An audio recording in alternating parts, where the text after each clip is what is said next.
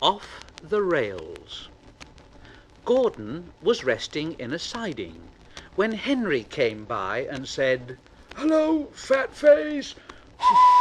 Hello, fat face!" Gordon was furious. "What cheek!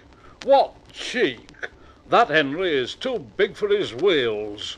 Fancy speaking to me like that. To me, who has never had an accident. Never, ever had an accident."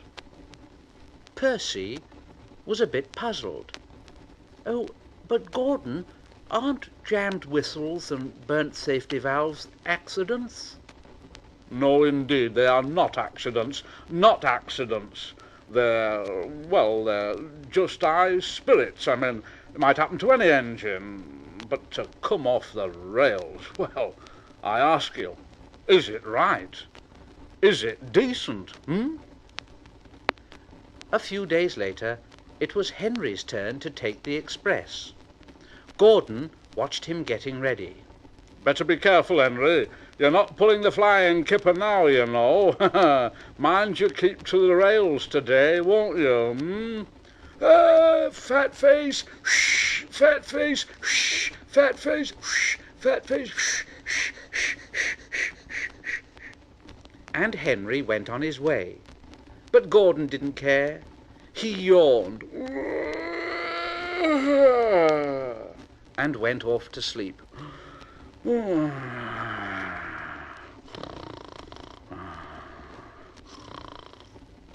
But he didn't sleep long, because his driver came along and said, "Come on, wake up, Gordon. A special train's coming and we're to pull it." A special train? Is it coaches or trucks?" "It's trucks." "Oh, trucks. I don't like trucks." They lit Gordon's fire and oiled him ready for the run. The fire was sulky and wouldn't burn, but they couldn't wait, so Edward pushed him onto the turntable to get him facing the right way. Gordon grumbled like anything. "I won't go, I won't go, I won't go." Edward said, "Don't be silly, don't be silly, don't be silly." Gordon tried hard, but he couldn't stop himself being moved.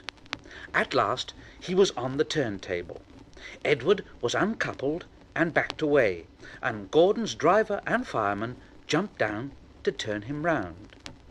The movement had shaken Gordon's fire. It was now burning nicely and making steam. But Gordon was cross and didn't care what he did. He waited till the table was halfway round, and he said, I'll show 'em. I'll show 'em."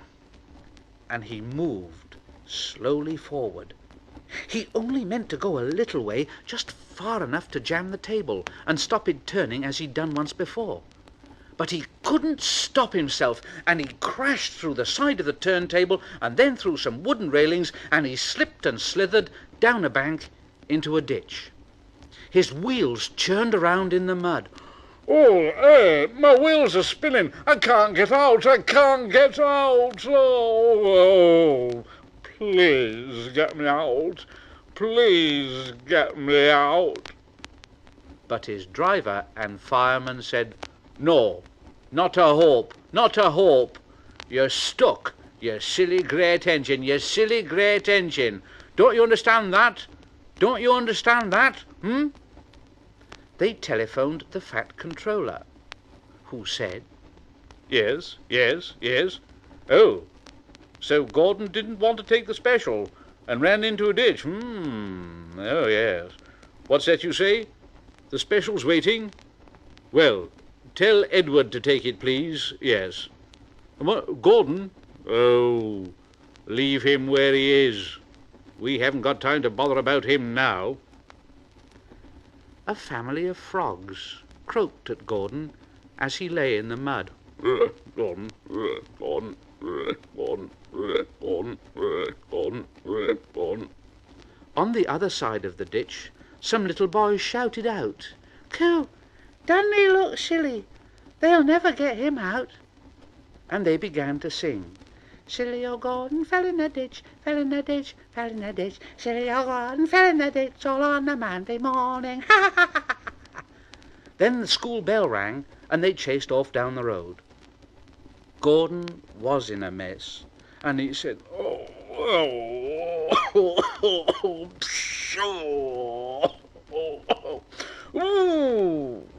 And he blew away 3 tadpoles and an inquisitive newt.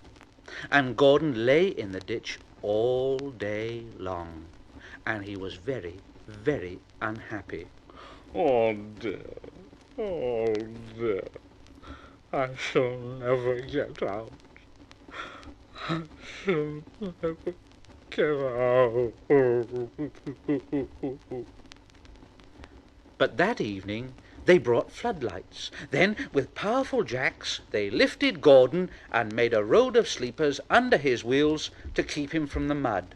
Strong wire ropes were fastened to his back, and James and Henry, pulling hard, at last managed to bring him to the rails. Late that night, Gordon crawled home, a sadder and a wiser engine.